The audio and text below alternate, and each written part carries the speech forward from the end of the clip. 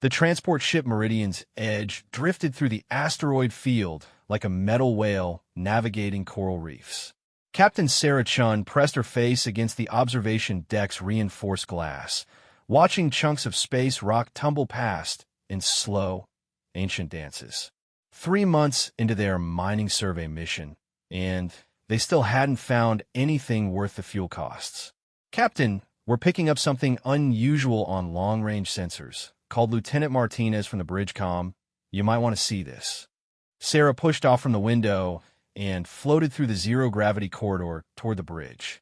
The Meridian's Edge wasn't much to look at, a converted cargo hauler with mining equipment bolted to its hull, but it was home to her crew of 12, and it had never let them down. "What do you have, Martinez?" Sarah asked as she pulled herself into the captain's chair and activated the magnetic clamps to hold her in place. "Unknown vessel, bearing 27 Mark IV. It's big, Captain. Really big." Martinez's fingers danced over the sensor controls. "Configuration doesn't match any ship in our database. The hull appears to be organic?" Sarah frowned. "Organic? You mean biological? That's what the scans are saying. But there's definitely artificial structure mixed in. Metal frameworks, energy conduits, what looks like weapons systems." Martinez paused. "Captain, I'm reading life signs aboard that vessel. Lots of them. Any response to our hails?" "Negative. They're not even acknowledging our presence." Sarah studied the sensor readouts. The ship was massive, at least 3 times the size of their own vessel. Its hull had an odd, scaled appearance that reminded her of something she couldn't quite place. Distance, 12,000 kilometers, and closing slowly. Their trajectory suggests they're heading deeper into the asteroid field. Weapons status? Unknown vessel shows multiple weapon signatures, but nothing's powered up. They seem to be running minimal energy output overall. Sarah made her decision. "All hands, this is the captain.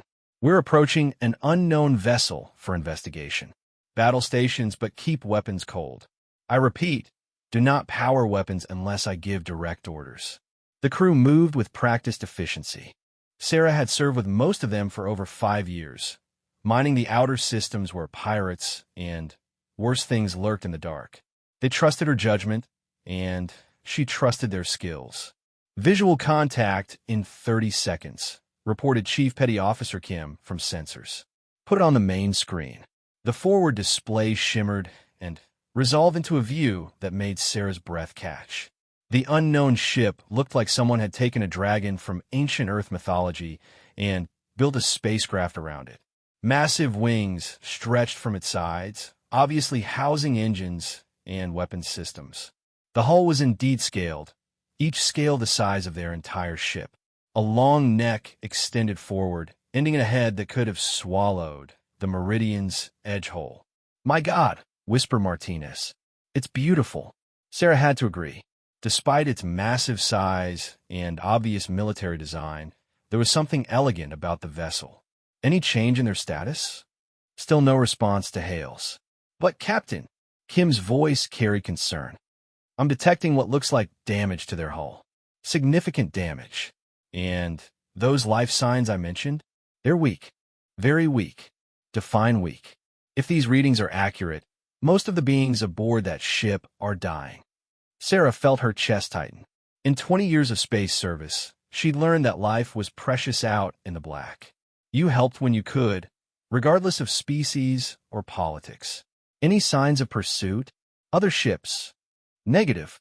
We're the only 2 vessels in this entire sector. "All right, people. We're going to offer assistance. Martinez, prepare the shuttle. Kim, keep scanning for threats. Engineering, how's our power situation?" 97%, Captain, came the voice of Chief Engineer Thompson. "All systems green." "Good. Martinez, take volunteers and prepare for possible rescue operations. Medical supplies, emergency life support, the works." "Captain," Dr. Yates's voice crackled over the comm from the medical bay. "I should point out that we have no idea what these beings require for life support. For all we know, our help could kill them." "Noted, Doctor. But they're dying anyway according to our scans. Sometimes you have to take risks to save lives." Sarah watched the dragon ship grow larger on their screen. She could make out details now. The scales weren't uniform. Some were darker, damaged. Scorch marks ran along the vessel's flanks.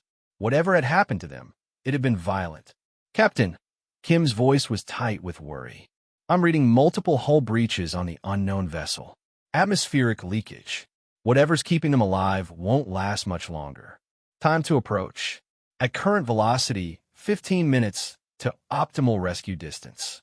Sarah made another command decision. Increase approach speed. Get us there in 10. That'll put us pretty close to their weapons range, Captain. They haven't shown any hostile intent. And if we don't hurry, there might not be anyone left to save. The next 10 minutes felt like hours. Sarah watched the magnificent ship grow larger, noting more details with each passing moment. The damage was extensive. Huge gouges in the hull, entire sections of scales missing, dark stains that could only be dried blood on the organic sections. We're being scanned, reported Kim suddenly. Finally, are they trying to communicate? Not exactly. It's more like they're studying us. Very intensive scans. Biological, technological, even psychological profiles, if I'm reading this right. Can we block them? Not without raising shields, and that might seem hostile. Sarah nodded. Let them look. Maybe they'll realize we're here to help.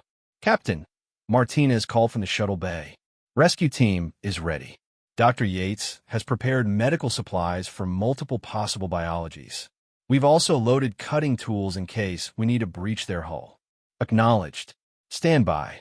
The dragon ship filled their screen now. Sarah could see individual scales, each one the size of a building. Lights flickered behind semi-transparent sections, the only signs that anyone was still alive inside. Hull breach detected, Kim announced. Major one. They're losing atmosphere fast. That's it. Martinez, launch immediately. Emergency rescue protocol. Understood, Captain. Shuttle away. Sarah watched the small craft separate from their ship and streak toward the massive vessel. The shuttle looked like an insect approaching a sleeping giant. Captain, Kim's voice was strange. You need to see this. What is it? I'm getting better reads on the life signs now that we're closer. Captain, they're not just dying. They're being killed. Sarah's blood went cold. Explain. There are two distinct groups aboard that vessel. One group is healthy, active, showing normal life signs for whatever species they are. The other group, Kim Po said. The other group is restrained somehow, confined, and they're the ones who are dying. Are you saying we're looking at prisoners? I'm saying we're looking at executions, Captain. Slow ones. Sarah stared at the alien ship with new eyes. Beautiful as it was, something horrible was happening inside. Martinez, be very careful over there. We might be dealing with a hostile situation. Copy that, Captain. We're approaching what looks like a docking bay. The doors are opening. Sarah's hands gripped her chair arms. Opening? They're letting you in. Looks that way. There's atmosphere in the bay.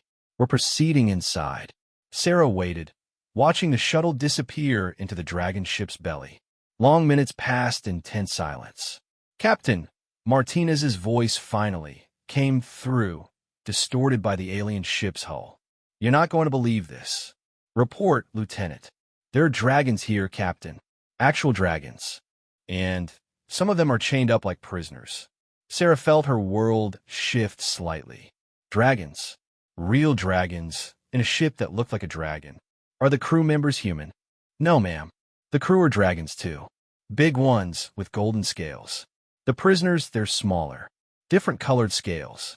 And, Captain, the prisoners are all female. Female dragons? Yes, ma'am. And they're being systematically tortured. Starved, beaten. There are bodies, Captain. Dead female dragons. Sarah's jaw tightened. She'd seen enough slavery and cruelty in her years of space service to recognize it when she heard about it. Are the golden dragons hostile? They haven't attacked us yet, but they're clearly not happy we're here. They keep gesturing for us to leave. And, Captain, there's something else. The female dragons, when they see us, they look hopeful, like they're begging for help. Sarah closed her eyes for a moment, thinking, First contact with a new species, and she was walking into what looked like a civil rights nightmare. She could back away, file a report, let someone else deal with it. That would be the safe choice. But those female dragons were dying. Right now. Martinez, what's your assessment of the threat level? The golden dragons are armed, but they seem more confused than hostile. They might be trying to hide what they're doing from us. Sarah opened her eyes and looked around her bridge. Her crew was watching her, waiting for orders. These people had followed her into dangerous situations before, trusting her judgment. She couldn't let them down. More importantly, she couldn't let those dying dragons down. Martinez, prepare for extended operations. We're not leaving until we understand